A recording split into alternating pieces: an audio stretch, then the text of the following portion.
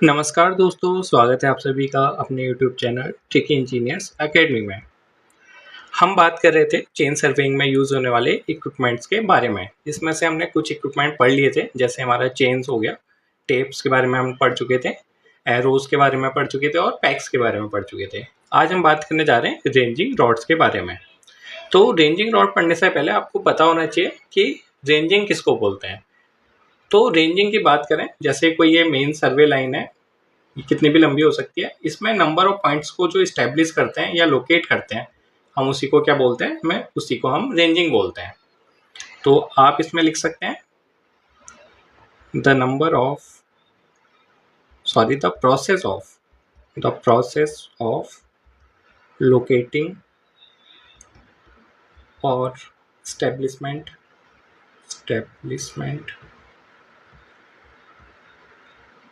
Of points on long survey line is called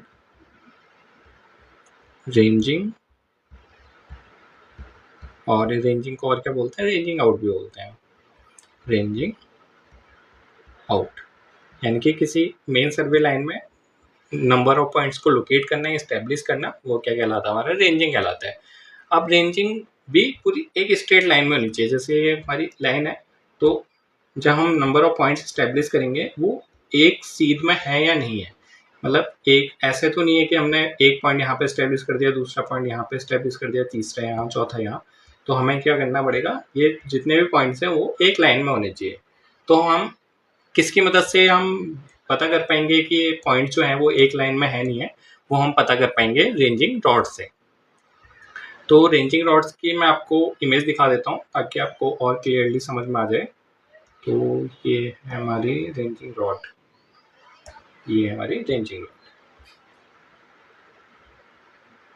तो ये हमारी रेंजिंग रॉड है। जहाँ पे क्या होता है, यहाँ पे शू प्रोवाइड करते हैं, आयरन का होता है। जैसे जो हमारी रेंजिंग रॉड है वो स्टील की हो सकती है या टिम्बर की भी हो सकती है। पहले हम टिम्बर का यूज़ करते थे, बैम्बू स्टिक का यूज़ करते थे, देवदार की लकड़ी का भी यूज़ करते थे। तो आजकल क्या होता है, हम मेटल का यूज़ करते हैं। तो स्टील की ये रॉड होती है, लेकिन जो ये वाला जो पोर्शन होता है जिसको शू बोलते हैं, ये क्या होता है, आयरन का होता है। और इसमें क्या होता है, हर 20 सेंटीमीटर पे स्ट्रिप प्रोवाइड करी जाती हैं। जो ये वाला कलर है, या तो ये ब्लैक कलर हो सकता है या तो ये रेड कलर हो सकता है, और ये वाइट कलर होगा। ऊपर हम एक फ्लैग भी प्रोवाइड कर देते हैं। जैसे अगर 200 मीटर से ज़्यादा लंबी लाइन हमें मेजर करनी है या लोकेट करनी है, तो हम वहाँ पे फ्लैग का भी यूज़ करते हैं। तो मैं आपको रियल पिक्चर भी दिखा देता हूँ इसकी। तो ये है हमारी रियल पिक्चर। तो इसमें आप देख पा रहे होंगे कि वाइट कलर की स्ट्रिप है, फिर रेड कलर की स्ट्रिप है। तो इसमें ना थ्रेड प्रोवाइड्स करे जाते हैं, यहाँ पे थ्रेड्स हैं।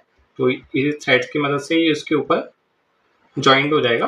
तो फिर ये इसको ऊपर ज्वाइन कर सकते हैं, फिर इसके ऊपर भी इसको ज्वाइन कर सकते हैं। तो आप इसको कितना भी बड़ा कर सकते हैं। जैसे आपको उतना बड़ा नहीं चाहिए तो आप 2 ही ज्वाइन कीजिए, तीसरा ज्वाइन ही मत कीजिए, आप ऐसा भी कर सकते हैं। तो ये वाली डिस्टेंस कितनी होती है, हमारी होती है 20 सेंटीमीटर की।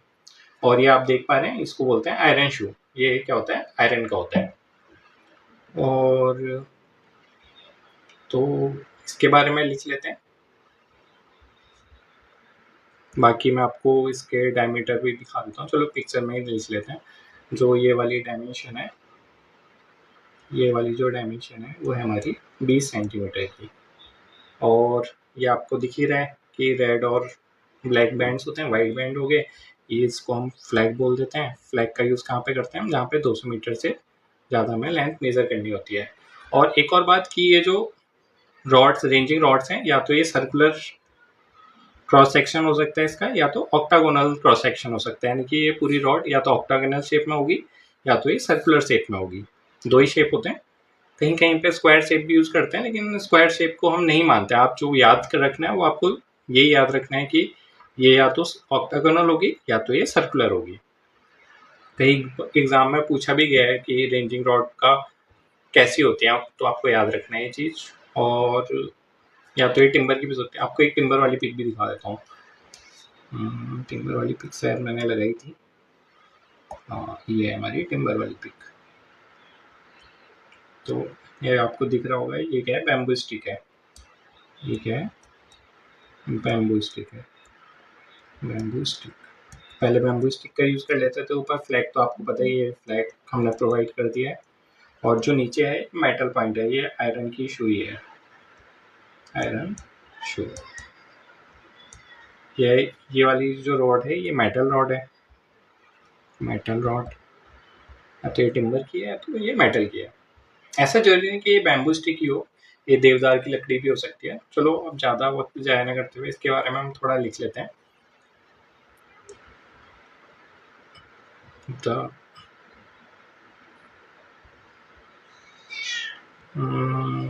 it is used arranging ranging rods, ranging rods are used to locate intermediate points, intermediate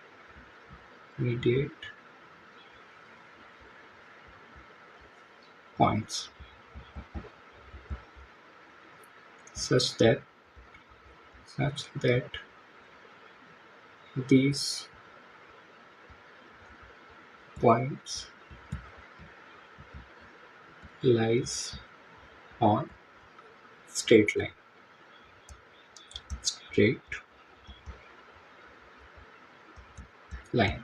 तो हमने आपको बताया कि जैसे ये कोई रेंजिंग, हमने जो पॉइंट्स इस्टेब्लिश किए थे, 1 पॉइंट, 2 पॉइंट, 3 पॉइंट, 4 पॉइंट, ये हमारा मेन एंड स्टेशन बोल सकते हैं आप इसको। जो हमने ये पॉइंट्स इस्टेब्लिश किए थे वो एंड पॉइंट से सीधी रेखा में होनी चाहिए, यानी कि एक पॉइंट ऐसा ना हो कि यहाँ पे हो गया पॉइंट, अगला पॉइंट यहाँ पे हो गया, यहाँ पे हो गया। तो ये क्या होनी चाहिए, सीधी रेखा में होनी चाहिए। उसकी वो किसकी मदद से कर सकते हैं हम, रेंजिंग रॉड्स की मदद से कर सकते हैं। रेंजिंग बहुत टाइप की होती है, डायरेक्ट रेंजिंग होती है, इनडायरेक्ट रेंजिंग होती है। तो इसके बारे में हम नेक्स्ट क्लास में, या इसके नेक्स्ट क्लास में जहाँ पे जब हमारे इक्विपमेंट खत्म हो जाएंगे, तो वहाँ पे हम डीपली तरीके से बात करेंगे कि कौन से 3 मेथड होते हैं रेंजिंग करने के। तो आप रेंजिंग रॉड समझ गए होंगे। और हम अगर इसकी बात करें तो जो ऑफसेट रॉड, ये तो बाद में आ जाएगा। तो रेंजिंग रॉड का जो डायमीटर होता है, इसके डायमीटर भी ऊपर ही लिख लेते हैं। जो डाया होता है, ये होता है आपका 30 mm का, 30 mm का डायमीटर होता है। और इसकी जो लेंथ होती है, लेंथ या तो 2 मीटर होती है या तो 3 मीटर होती है, 2 मीटर और 3 मीटर। ये जनरली वैसे हम 2 मीटर वाले ही यूज़ करते हैं, 3 मीटर वाली भी होती है। और अगर ये जो लेंथ है, अगर ये 4 से 6 मीटर के बीच में है, तो हम उसको रेंजिंग रॉड ना बोल के उसको हम बोल देते हैं पोल्स। तो यहाँ पे चलो यहीं पे लिख लेते हैं,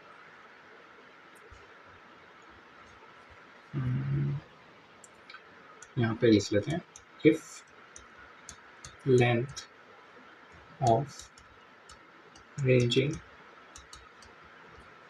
rods are 4 meter to 6 meter, then it is called poles। तो हम इसको क्या बोल देते हैं, पोल्स बोल देते हैं। तो आपको ये भी याद रखना है कि पोल्स किसको बोलते हैं। किसी किसी एग्जाम में, जैसे स्टेट के एग्जाम में पूछा गया है, शायद एक बार DTPSB के एग्जाम में भी पूछा गया था। तो ये चीज़ आपको याद रखनी है। और अल्टरनेट बैंड होते हैं, मैं आपको बता चुका हूँ। कुछ तो छूट रहा है, हाँ, इसका शेप लिख लेते हैं यहाँ पे। अगर हम शेप की बात करें तो या तो शेप या तो ऑक्टागोनल हो सकता है, ऑक्टागोनल, या तो क्या हो सकता है, या तो सर्कुलर हो सकता है, सर्कुलर क्रॉस सेक्शन एरिया। तो वो आप शेप भी समझ गए होंगे। और हम रेंजिंग रॉड को और भी कुछ बोलते थे, हम रेंजिंग रॉड को बोलते थे lining rod, sorry, lining rods यहाँ पे लिख लेते हैं।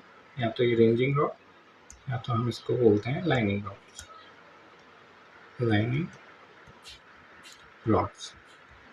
ये भी आपको पूछना है, कभी कभी पूछा जाता है, तो आपको ये याद रखना नहीं, मतलब याद रखने वाला कुछ नहीं है, क्योंकि लाइन में अलाइनमेंट कर रहे हैं तो इसको हम क्या बोल देते हैं, लाइनिंग रॉड भी बोल देते हैं, और जो पोल्स है उसको हम क्या बोल देते हैं, फ्लैग पोल्स भी बोल देते हैं, क्योंकि ऊपर फ्लैग प्रोवाइड कर देते हैं।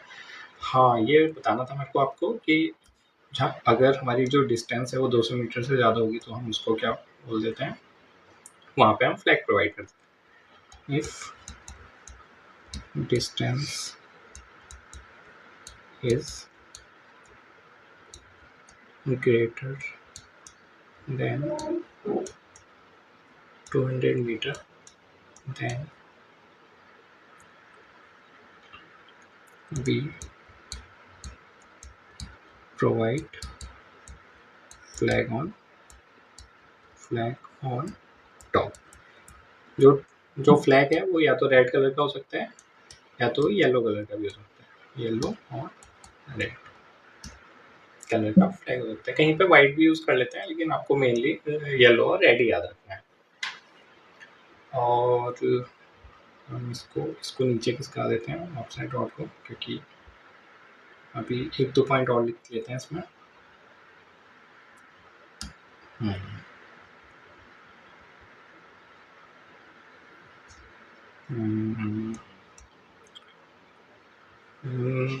इसमें लिख सकते हैं these are made of well seasoned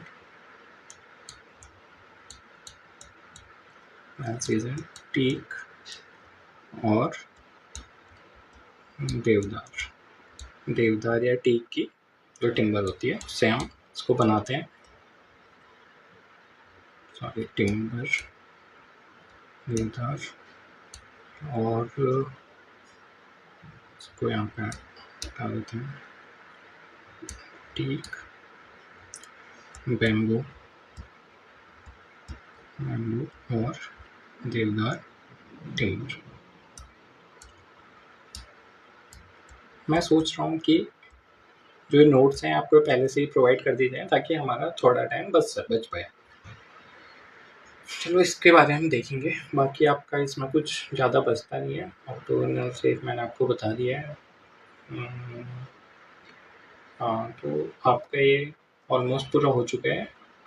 हाँ, एक और चीज़ कि यहाँ पे जहाँ पे अगर आपको छोटी डिस्टेंस मेज़र करनी है, हाँ, जैसे मैंने आपको एक चीज़ नहीं बताई कि जो हमने 200 मीटर 200 mm की जो डिस्टेंस यानी कि 20 सेंटीमीटर का जो अल्टरनेट ये जो बैंड है ये क्यों प्रोवाइड किया है, मतलब कि ऐसा भी तो कर सकते थे हम पूरा रेड ही कर दें, तो हम इसको अल्टरनेट उसमें इसलिए प्रोवाइड करते हैं जैसे आपको कहीं पे छोटी डिस्टेंस मेजर करनी है, यानी कि 1 मीटर ही मेजर करना है, तो आप क्या करेंगे, 1 मीटर यहाँ पे इसको रख के देखेंगे तो 20 सेंटीमीटर, 20 सेंटीमीटर यहाँ तक, फिर 20 सेंटीमीटर, 20 20, यानी कि जहाँ तक 5 आपकी जो स्ट्रिप होंगे, 1 2 3 4 5, 5 सेंटीमीटर जो 5 स्ट्रिप जहाँ पे ख़त्म हो जाएंगी तो वहाँ पे क्या होगा, आपकी 1 मीटर डिस्टेंस होगी।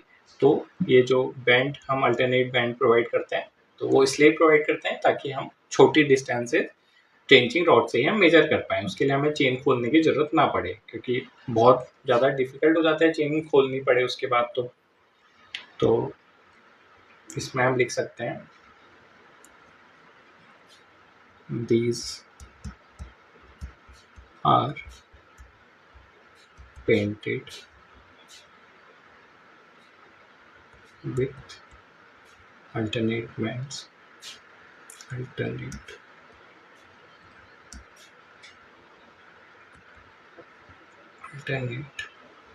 bands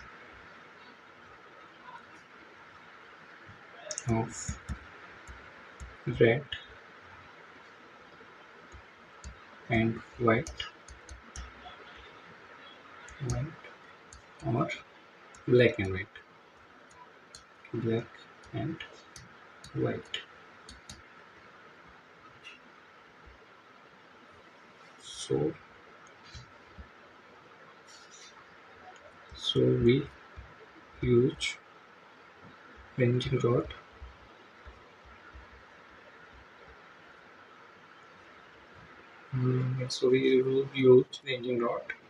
as rough measurement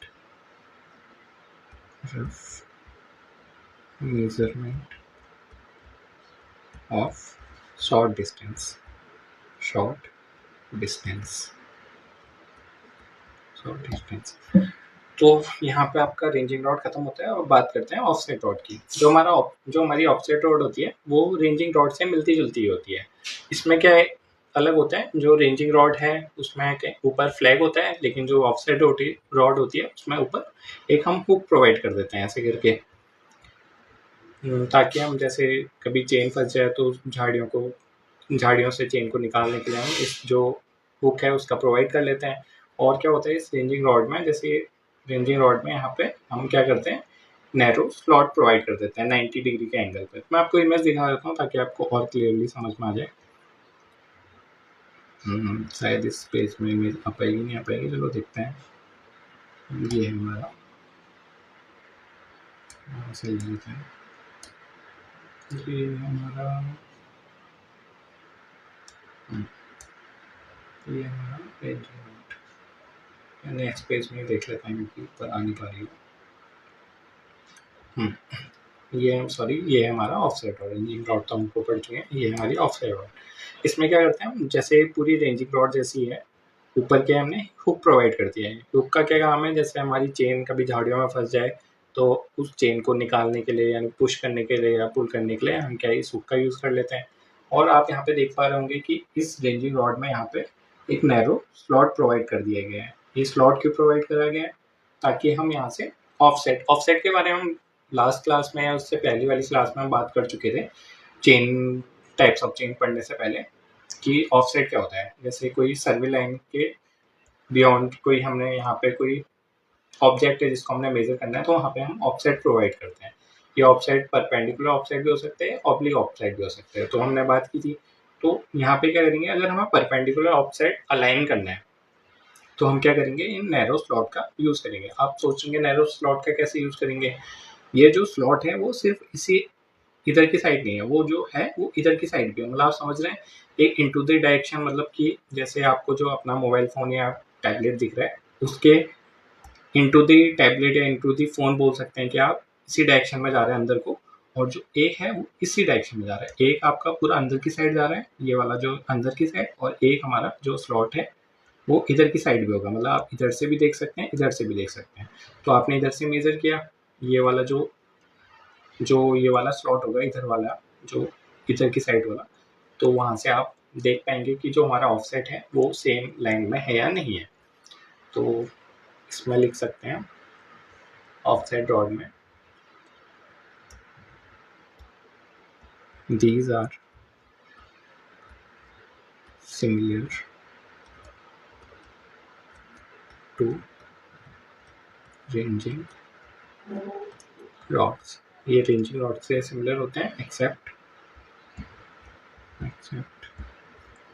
hook at the top, जो टॉप पे हुक प्रोवाइड कर देते हैं, and two short narrow vertical slot. दो वर्टिकल स्लॉट भी हम प्रोवाइड करते हैं, slots at right angle to each other. तो आप समझ गए होंगे, जो दो स्लॉट प्रोवाइड किए थे वो एक दूसरे के 90 डिग्रीज पे होंगे, यानी कि राइट एंगल पे होंगे। तभी तो हम पता कर पाएंगे कि ऑफसेट हमारा अलाइन हुआ है या नहीं हुआ है। और आपको एक और चीज़ याद रखनी है, जो ये हमारा जो स्लॉट है ये हमारा कहाँ पे प्रोवाइड करते हैं, हमने आई लेवल पर प्रोवाइड करते हैं, यानी कि हमें जो हमारा मेनली आई लेवल रहता है। तो आप यहाँ से खड़े खड़े देख पाएंगे कि जो हमारा ऑफसेट लिया है वो अलाइन हुआ है नहीं हुआ है, यानी कि ऑफसेट जो लिया है वो सही डायरेक्शन में है या नहीं है। तो हम इसको कहाँ पे प्रोवाइड करते हैं, यहाँ पे लिख सकते हैं slots are provided at eye level. तो ये आई लेवल पे हम प्रोवाइड करते हैं। और मैंने आपको बता दिया कि हुकअप यूज़ कहाँ पे करते हैं, यहाँ पे लिख भी लेते हैं, hooks hook is provided, sorry, hook is provided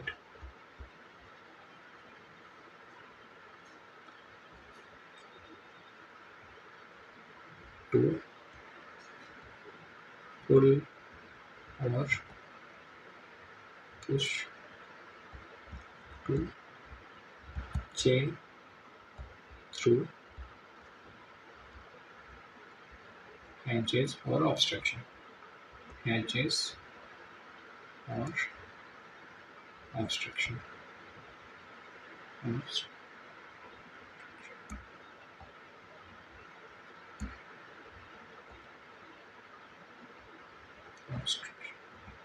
यानी कि चेन को अगर पुल करना हो या पुश करना हो तो हम चेन को ऊपर उसमें हुक में फंसा देंगे और फिर उसको ईजिली निकाल लेंगे।